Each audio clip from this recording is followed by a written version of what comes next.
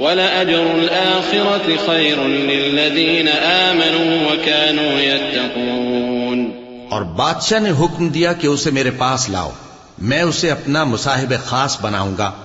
پھر جب ان سے گفتگو کی تو کہا کہ آج سے تم ہمارے ہاں صاحب منزلت ہو اور صاحب اعتبار ہو۔ یوسف نے کہا مجھے زرعی پیداوار پر مقرر کر دیجئے، کیونکہ میں حفاظت بھی کر سکتا ہوں اور اس کام سے واقف بھی ہوں۔ اس طرح ہم نے یوسف کو ملک مصر میں جگہ دی اور وہ اس ملک میں جہاں چاہتے تھے رہتے تھے۔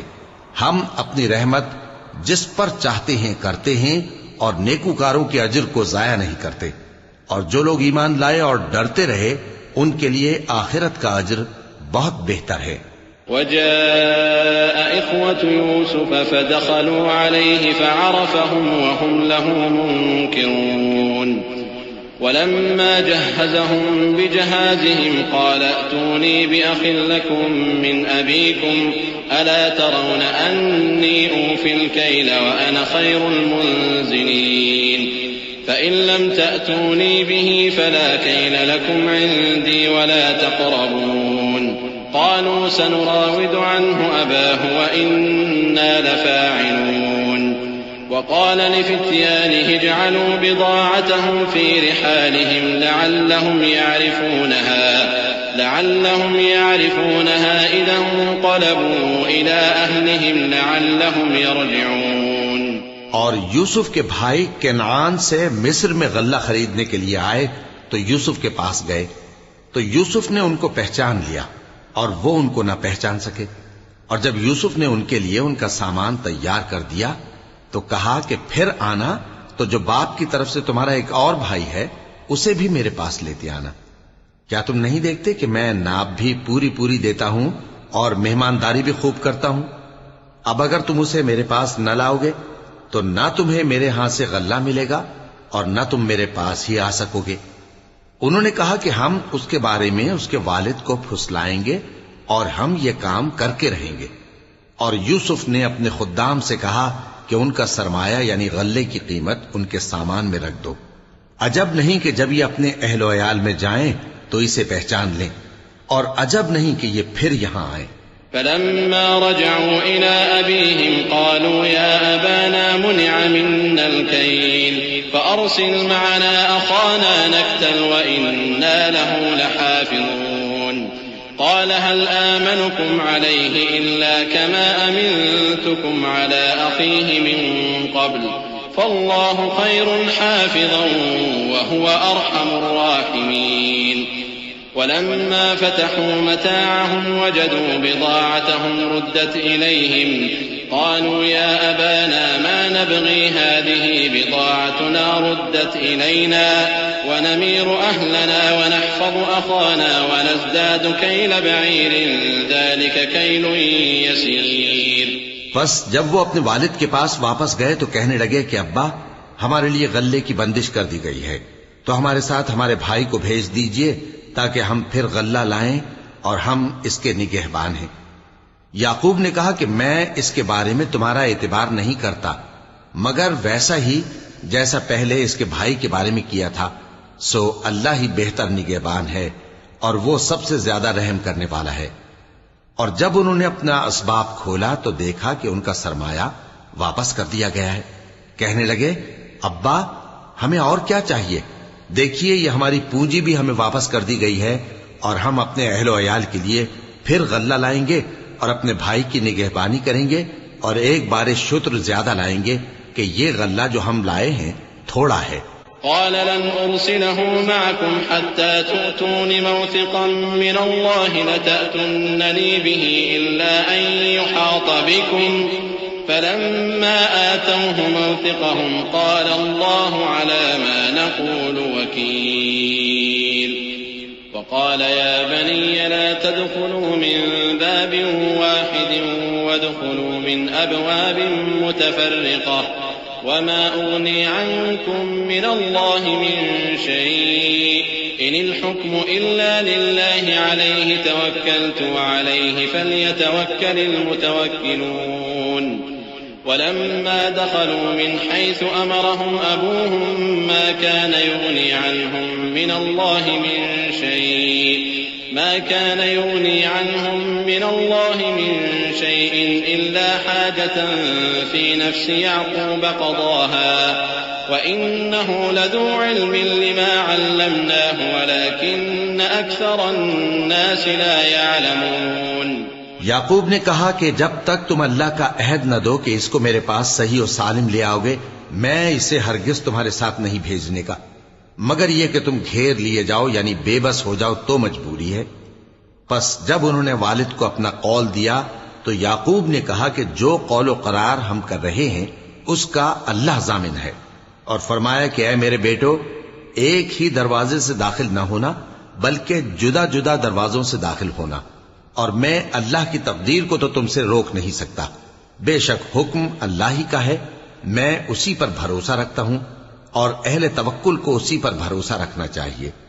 اور جب وہ ان مقامات سے داخل ہوئے جہاں جہاں سے داخل ہونے کے لیے ان کے والد نے ان سے کہا تھا تو وہ تدبیر اللہ کے حکم کو ذرا بھی ٹال نہیں سکتی تھی. ہاں وہ یعقوب کے دل کی خواہش تھی جو انہوں نے پوری کی تھی اور بے شک وہ صاحب علم تھے کیونکہ ہم نے ان کو علم سکھایا تھا لیکن اکثر لوگ نہیں جانتے. ولما دخلوا على يوسف آوى إليه أخاه قال إني أنا أخوك فلا تبتئس بما كانوا يعملون. فلما جهزهم بجهازهم جعل السقاية في رحل أخيه ثم أذن مؤذن أيتها العير إنكم لسارقون. قالوا وأقبلوا عليهم ماذا تفقدون قالوا نفقد صواع الملك ولمن جاء به حمل بعير وأنا به زعيم. قالوا تالله لقد علمتم ما جئنا لنفسد في الأرض وما كنا سارقين. اور جب وہ لوگ یوسف کے پاس پہنچے تو یوسف نے اپنے حقیقی بھائی کو اپنے پاس جگہ دی اور کہا کہ میں تمہارا بھائی ہوں تو جو سلوک یہ ہمارے ساتھ کرتے رہے ہیں اس پر افسوس نہ کرنا. پھر جب ان کا اسباب تیار کر دیا تو اپنے بھائی کے تھیلے میں آپ خورا رکھ دیا. پھر جب وہ آبادی سے باہر نکل گئے تو ایک پکارنے والے نے آواز دی کہ قافلے والو تم تو چور ہو. وہ ان کی طرف متوجہ ہو کر کہنے لگے کہ تمہاری کیا چیز کھوئی گئی ہے؟ وہ بولے کہ بادشاہ کا کٹورا کھویا گیا ہے اور جو شخص اس کو لے کے آئے اس کے لیے ایک بار شتر انعام اور میں اس کا ضامن ہوں. وہ کہنے لگے کہ اللہ کی قسم تم کو معلوم ہے کہ ہم اس ملک میں اس لیے نہیں آئے کہ خرابی کریں اور نہ ہم چوری کیا کرتے ہیں. قالوا فما جزاؤه إن كنتم كاذبين قالوا جزاؤه من وجد في رحله فهو جزاؤه كذلك نجزي الظالمين.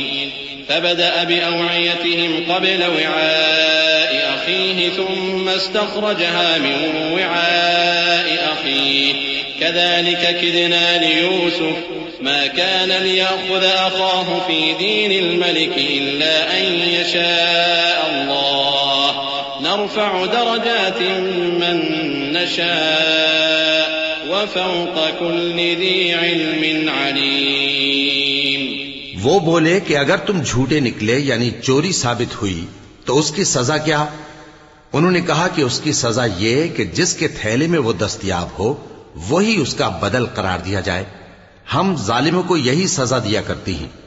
پھر یوسف نے اپنے بھائی کے تھیلے سے پہلے ان کے تھیلوں کو دیکھنا شروع کیا پھر اپنے بھائی کے تھیلے میں سے اس کو نکال لیا.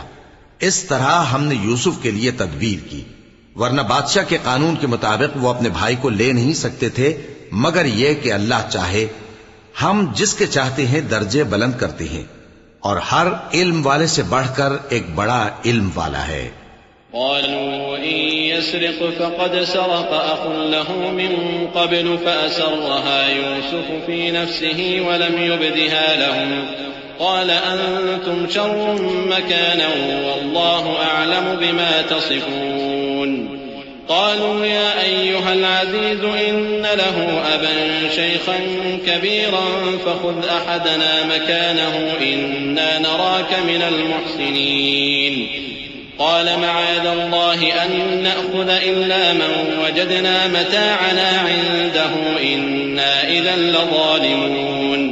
برادران یوسف نے کہا کہ اگر اس نے چوری کی ہو تو کچھ عجب نہیں کہ اس کے ایک بھائی نے بھی پہلے چوری کی تھی، مگر یوسف نے اس بات کو اپنے دل میں مخفی رکھا اور ان پر ظاہر نہ ہونے دیا، یعنی زیر لب کہا کہ تم بڑے برے ہو اور جو تم بیان کرتے ہو اللہ اسے خوب جانتا ہے.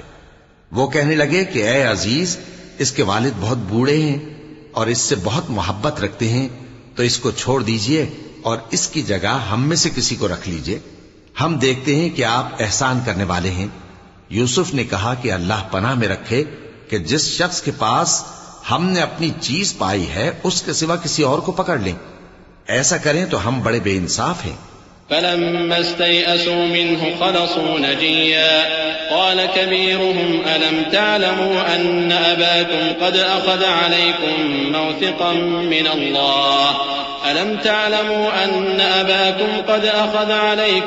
موثقا من الله ومن قبل ما فرطتم في يوسف فلن أبرح الأرض حتى يأذن لي أبي أو يحكم الله لي وهو خير الحاكمين. آخر جب وہ اس سے نا امید ہو گئے تو الگ ہو کر صلاح کرنے لگے. سب سے بڑے نے کہا کیا تم نہیں جانتے کہ تمہارے والد نے تم سے اللہ کا عہد لیا ہے اور اس سے پہلے بھی تم یوسف کے بارے میں قصور کر چکے ہو، تو جب تک والد صاحب مجھے اجازت نہ دیں میں تو اس جگہ سے ہلنے کا نہیں، یا اللہ میرے لیے کوئی فیصلہ کرے اور وہ سب سے بہتر فیصلہ کرنے والا ہے. ارجعوا إلى أبيكم فقولوا يا أبانا إن ابنك سرق وما شهدنا إلا بما علمنا وما كنا للغيب حافظين واسأل القرية التي كنا فيها والعير التي أقبلنا فيها وإنا لصادقون. قال بل سولت لكم أنفسكم أمرا فصبر جميل عسى الله أن يأتيني بهم جميعا إنه هو العليم الحكيم.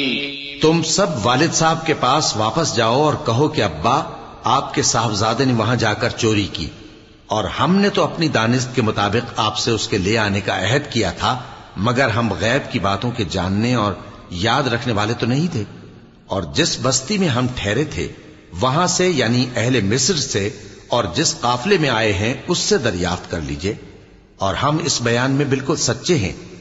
جب انہوں نے یہ بات یعقوب سے آ کر کہی تو انہوں نے کہا کہ حقیقت یوں نہیں ہے بلکہ یہ بات تم نے اپنے دل سے بنا لی ہے، تو صبر ہی بہتر ہے. عجب نہیں کہ اللہ ان سب کو میرے پاس لے آئے، بے شک وہ علم والا ہے، حکمت والا ہے. وتولى عنه وقال